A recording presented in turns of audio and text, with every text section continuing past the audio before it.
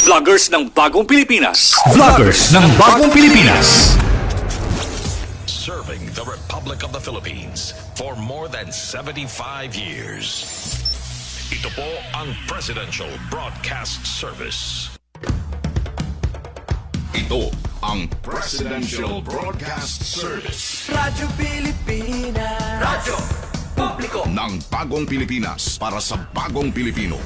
Naghahatid ng mahahalagang balita at impormasyon na guugnay ng pamahalaan sa sambayanan. Tulay sa himpapawid ng serbisyo publiko. Radyo Pilipinas. Radyo Publiko. Ang boses ng Pangulo. Sa Mega Manila, 738. Radyo Pilipinas. Radyo Publiko.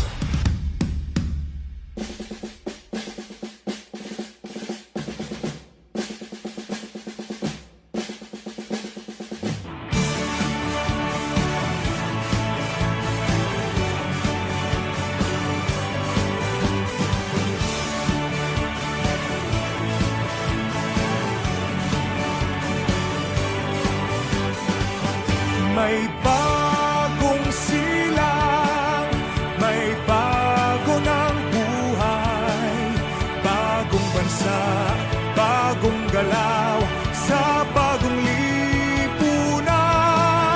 Nagbabago ang lahat, tungo sa pag-unlad, at ating itanghal, bagong lipunan.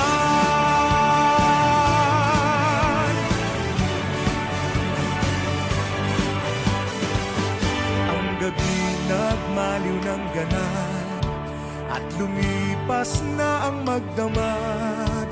Madaling araw ay nagdiriwang, may umagang namasdan. Ngumiti na ang pag-asa sa umagang anong ganda.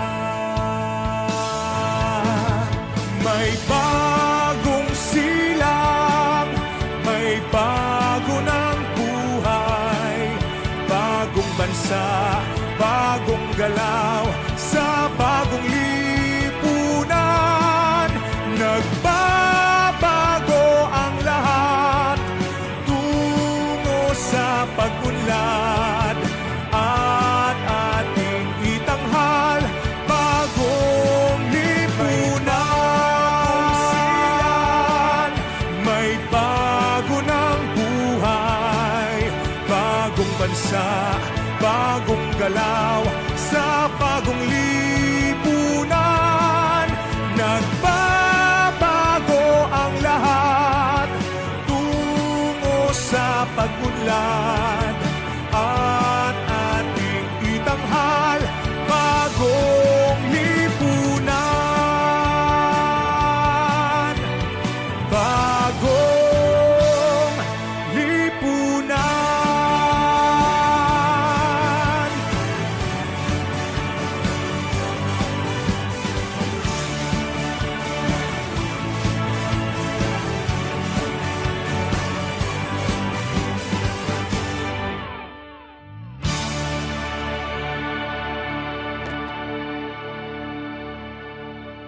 Dumating na tayo sa pagtatapos ng ating pagsasahimpapawid sa araw na ito. Ito ang Presidential Broadcast Service Radyo Pilipinas. Radyo Publiko 738. Ang aming studio ay nasa 4th floor ng Media Center Building, Visayas Avenue, Quezon City. Ang aming 50 kilowatt transmitter ay matatagpuan sa Marulas, Valenzuela City. Ang Radyo Pilipinas, Radyo Publiko ay pinangangasiwaan ng mga electronics and communication engineers at technicians. Pawang lisensyado ng National Telecommunications Commission, Rodentor Domingo, PECE 0001385, John Alvin Pelgone, ECE 00-64790, Jo Marie Refarial, ECE 00-70984, Rachel Joy Tinidan, ECT 00-23775, Maria Teresa Segovia, ECT 00-26682, at Marvin Toledana, ECT 0019489. Radyo Pilipinas, Radyo Publiko 738 kHz is now signing off.